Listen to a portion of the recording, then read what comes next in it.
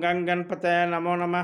श्रीमद्भागवत महापुराण महात्मा अतः पंचम अध्याय धुंधकारी को प्रेत योनि की प्राप्ति और उसका उद्धार। सूर्य जी कहते हैं, शौनक जी, पिता को वन में चले जाने के बाद एक दिन धुंधकारी ने अपने माता को बहुत पीटा और बता धन कहाँ है, नहीं तो अभी तेरी जलती लकड़ी से खबर लूँगा। उसकी एक धमकी से डरकर पुत्र के उपद्रव से दुखी होकर वो रात्रि के समय कुएं में जा गिरी और इसी से उसकी मृत्यु होगी। योगनिष्ठ गोकर्ण जी तीर्थ यात्रा के लिए निकल गए। उन्हें इन घटनाओं से कोई सुख व दुख नहीं होता था, क्योंकि उनका न तो कोई मित्र था या न शत्रु। धुंधकारी 5 वैश्याओं के साथ घर में रहने लगा। उसके लिए भोग सामग्री जुटाने की चिंता में उसकी बुद्धि नष्ट कर दी। वह नाना प्रकार से अत्यंत क्रूर क्रम करने लगा। एक दिन उन कुलटाओं ने उससे बहुत से गहने मांगे। वह तो काम से अंधा हो चुका था। मौत का उसे कभी याद नहीं आया, बस उन्हें जुटाने के लिए घर से निकल पड़ा। वो जहाँ तहाँ से बहुत सा धन चुरा कर घर लौटाया और कुछ सुंदर वस्त्र आभूषण ला कर दिए। चोरों का बहुत माल देखकर रात्रि के समय स्त्रियों ने विचार किया, यह नित्य ही चोरी करता है, इसलिए इसे किसी दिन अवश्य राजा पकड़ लेगा। राजा यह धन छीनकर इसे निश्चय ही प्राणदंड देगा। जब इसे एक दिन मरना है, क्यों हम ही धन की रक्षा के लिए इसे गुप्त रूप से इसको क्यों न मार दें। इसे मारकर हम इसका माल मता लेकर जहाँ कहीं चले जाएंगे। ऐसा निश्चय करके उन्होंने सोए हुए धुरंधकारी को रस्सियों में कस लिया और उनके गले में फांसी लगाकर उसे मारने का प्रयत्न किया। इससे जब वो जल्दी न मरा तो उन्हें बड़ी चिंता हुई। तब उन्होंने मुख पर बहुत से दहकते अंगारे डाले। इससे वह अग्नि के लपटों में थोड़ा छटपटा कर मर गया। उन्होंने उसके शरीर को गड्ढे में गाड़ दिया। सच तो है यह कि स्त्रियां प्राय बड़ी दुस्साहसी होती है। उनके इस कृत्य को किसी को पता न लगा। लोगों के पूछने पर कर देती कि हमारे प्रियतम पैसे के लोभ से अब की बार बहुत दूर चले गए हैं, 1 वर्ष के अंदर लौट आएंगे। बुद्धिमान पुरुष को दुष्टा स्त्रियों पर कभी विश्वास नहीं करना चाहिए। जो मूर्ख इनका विश्वास करता है उसे दुखी होना पड़ता है। उसकी वाणी तो अमृत के समान कर्मियों के हृदय में रस का संचार करते हैं, किंतु हृदय छुरे के समान, धार के समान तीक्ष्ण रहा होता है। भला इन स्त्रियों को कौन प्यारा है। ये कुलटाएँ धुंधकारी की सारी संपत्ति समेट कर वहाँ से चंपत हो गई। उसके ऐसे न जाने कितने पति थे। वे धुंधकारी अपने कुकर्मों के कारण भयंकर प्रयत हुआ। वह बौंडर के रूप में सर्वदा दसों दिशाओं में भटकता रहता था। वह शीत घाम से संतप्त होकर भूख प्यास से व्याकुल होने के कारण हा देव चिल्लाता रहता था, परंतु उसे कहीं भी कोई आश्रय नहीं मिला। कुछ काल बीतने पर गोकर्ण ने भी उस लोगों के मुख से धुंधकारी का मृत्यु का समाचार सुना। तब उसने अनाथ समझकर उन्होंने गया जी में श्राद्ध कर दिया, और भी जहाँ जहाँ वो जाते उसका श्राद्ध अवश्य करते हैं। इस प्रकार घूमते घूमते गोकर्ण जी अपने नगर में आए और रात्रि के समय दूसरों की दृष्टि से बचकर सीधे उसके घर के आंगन में सोने के लिए पहुंचे। वहां अपने भाई को सोया देखकर आधी रात के समय धुंधकारी ने अपना बड़ा विकट रूप दिखाया। वह कभी भेड़ा, कभी हाथी, कभी भैंसा, कभी अग्नि का रूप धारण करता। अंत में मनुष्य के आकार में प्रकट हुआ। वह विपरीत अवस्थाएं देखकर गोकुल ने निश्चय किया, यह कोई दुर्गति को प्राप्त हुआ जीव है। तब उन्होंने धैर्यपूर्वक पूछा। गोकुल ने कहा, तू कौन है? रात्रि के समय ऐसा भयानक रूप क्यों दिखा रहा? तेरी दशा कैसे हुई?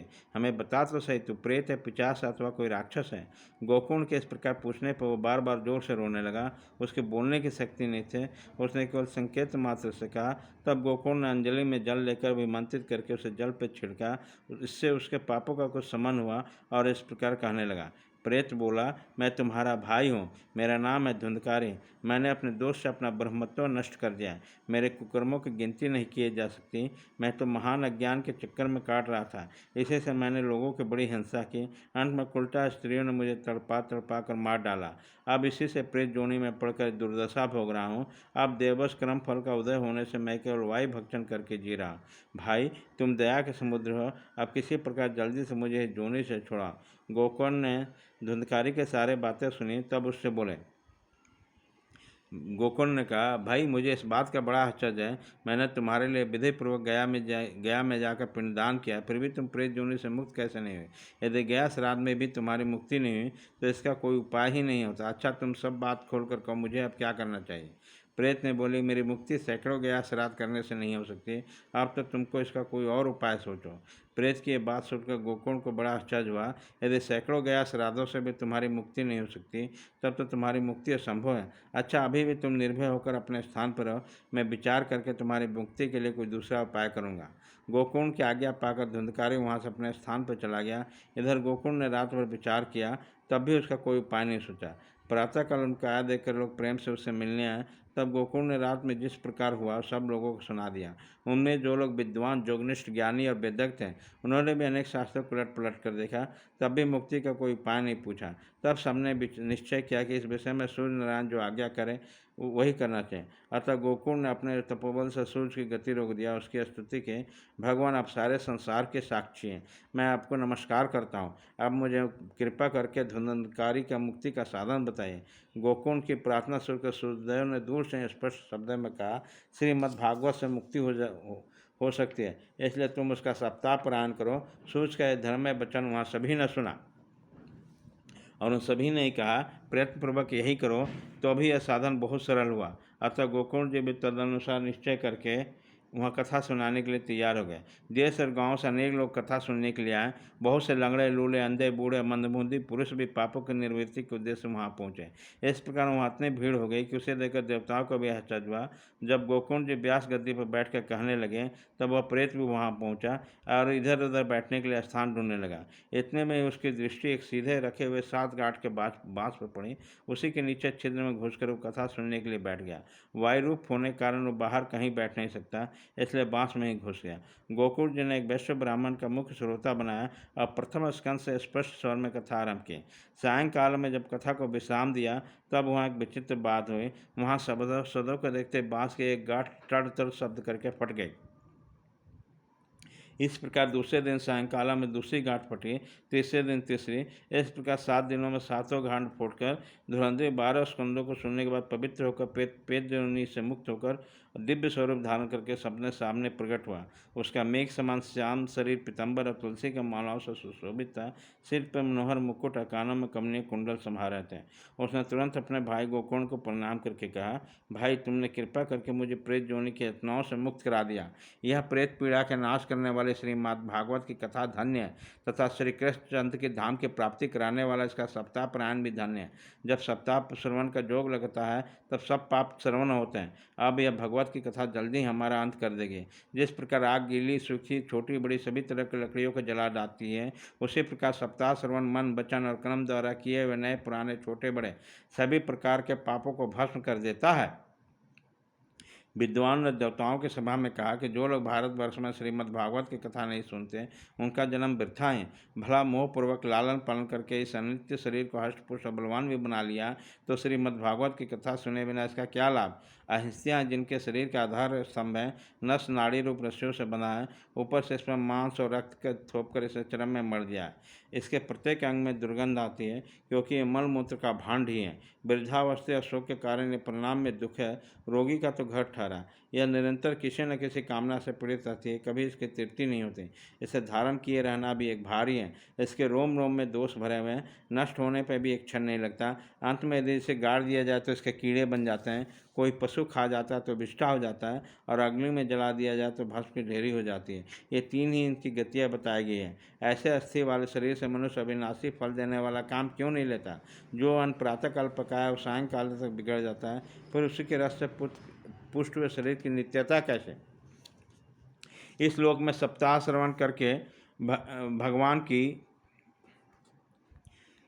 शीघ्र ही प्राप्ति हो सकती है। अतः सब प्रकार के दोषों की निवृत्ति के लिए एकमात्र यही साधन है। जो लोग भगवत की कथा से वंचित है, वे तो जल में ही बुदबुदे और जीवन मच्छरों के समान मरने के लिए पैदा हुए हैं। भला जिनके प्रभाव से जड़ और सूखे बांस की गांठें फट सकती है, उस भगवत कथा का श्रवण करने से चित्त की गांठों का खुल जाना कौन बड़ी बात है। सप्ताह श्रवण करने से मनुष्य के हृदय की गांठ खुल जाती है। इसमें समस्त संशय छिन्न भिन्न हो जाते हैं और सारे कर्म छिन्न हो जाते हैं। यह भगवत कथा तीर्थ संसार के कीचड़ को धोने में बड़ा ही पट्टू है। विद्वानों का कथन है कि जब हृदय में स्थित हो जाता है तो मनुष्य की मुक्ति निश्चित ही समझिए। जिस समय धुंधकारी ऐसा बातें कह रहा था, उस जिसके लिए बैकुंठवासी पार्षदों सहित एक विमान उतरा, उसके सब और मंडलाकार प्रकाश भर रहा था। सब लोगों के सामने धुंधकारी उस विमान पर चढ़ गया। तब उस विमान पर आए पार्षदों को देखकर गोकर्ण ने कहा। गोकर्ण ने पूछा, भगवान के प्रिय पार्षदों, ये हमारे लिए अनेक शुद्ध हृदय श्रोता हैं, उन सबके लिए आप एक साथ बहुत से विमान क्यों नहीं लाए। हमें देखते हैं सभी ने समान रूप से कथा सुनी है, फिर फल में इस प्रकार भेद क्यों हुआ, यह बताइए। भगवान के सेवक ने कहा, इस फल भेद के कारण इसका श्रवण के भेद है। यह ठीक है कि श्रवण तो सबने समान रूप से किया, किंतु इसके जैसा मनन नहीं किया। इसी से एक साथ भजन करने पर फल में भेद रहा। तब प्रेत ने 7 दिन तक निराहार रहकर श्रवण किया तथा सुने हुए विष को स्थिर चित्त से खूब मध्य निर्जन साधन भी करता रहा। जो ज्ञान दृढ़ नहीं होता है वो व्यर्थ हो जाता है। इसी प्रकार ध्यान न देने से, श्रवण का, संदेश से, मंत्र का और चित्त से इधर उधर भटकने रहने से जप का कोई भी फल नहीं होता है। वैष्णवी देश, अपात्र को कराया हुआ श्राद्ध को भोजन, अक्षत्रियों को दिया हुआ दान और अचाहारहीन कुल, इन सबका नाश हो जाता है। गुरु वचनों में विश्वास, दीनता का भाव, मन के दोषों पर विजय और कथा में चित्त की एकाग्रता इत्यादि इन नियमों का यदि पालन किया जाए तो श्रवण का यथार्थ फल मिलता है। यदि ये श्रोता फिर श्रीमद् भागवत की कथा सुने तो निश्चय ही सबको वैकुंठ की प्राप्ति होगी और गोकुंठ जी आपको तो भगवान स्वयं आकर गोलोक में ले जाएंगे। यह कहकर सब पार्षद हरि कीर्तन करते हुए वैकुंठ लोक को चले गए। श्रावण मास में गोकुंठ जी फिर उसी प्रकार सप्ताह क्रम में कथा कही और उन श्रोताओं ने उसे फिर सुना। नारद जी इस कथा की समाप्ति पर जो कुछ हुआ वो सुनिए। वहाँ भक्तों से भरे हुए भगवान विमानों के साथ भगवान प्रकट हुए। सब ओर से खूब जय जयकार और नमस्कार की ध्वनियाँ होने लगी। भगवान स्वयं हर्षित होकर 5 जन्य शंख की ध्वनि करने लगे और उन्होंने गोकुंठ को हृदय लगाकर अपने ही समान बना लिया और क्षण भर में अपने सब श्रोताओं के मेघ के समान श्यामवर्ण, रेशमी पीताम्बरधारी तथा किरीट और कुंडलधारी से विभूषित कर दिया। उस समय गांव में कुट्टे और चंदालपुरी जितने भी जीव थे वे सभी गोकुंठ की कृपा से विमानों पर चढ़ा लिए। जहाँ जहाँ जोगी जन जाते उस भगवत धाम में भेज दिए जाते हैं। इसी तरह भक्तवत्सल भगवान श्री कृष्ण कथा श्रवण से प्रसन्न होकर गोकुंठ जी को साथ लेकर ग्वाल बाल प्रिय गोकुल धाम चले गए। पूर्व काल में जैसे अयोध्यावासी भगवान श्री राम के साथ साकेत धाम से धारत हैं, उसी तरह भगवान श्री कृष्ण भी उन सबको योग्य दुर्लभ गोलोक धाम ले गए, जिस लोक में सूर्य चंद्रमा सिद्धों की भी कभी गति नहीं हो सकती। उसे भागवत श्रवण करते थे। नारद जी, सप्ताह यज्ञ के द्वारा कथा श्रवण करने से जैसा उज्ज्वल फल संचित होता है उसके विषय में हम आपसे क्या कहें। अजी, जिनने कर्णपुटी में गोकुंठ की कथा का एक अक्षर भी पान किया है फिर वो माता के गर्भ में नहीं आया, जिस गति को लोग वायु जल या पत्ते खाकर शरीर सुखाने काल तक घोर तपस्या करने और योग अभ्यास से भी नहीं पा सकते हैं, उसे वह सप्ताह श्रवण में सहज ही पाठ कर लेते हैं। इस परम पवित्र इतिहास का पाठ चित्रकूट पर विराजमान मुनीश्वर सांडिल्य भी ब्रह्मानंद में मग्न होकर करते रहे। ये कथा बड़ा ही पवित्र है, एक बार के श्रवण से समस्त पाप राशि को भस्म कर देती है। यदि इसके श्राद्ध के समय पाठ किया जाए तो उससे पितृगण की बड़ी तृप्ति होती है और नित्य पाठ करने से मोक्ष की प्राप्ति होती है। इति श्री पद्म पुराणे उत्तरखंडे श्रीमद्भागवत महात्म्ये गोकुंठ मोक्षवर्णे नमः पंचमो अध्याय।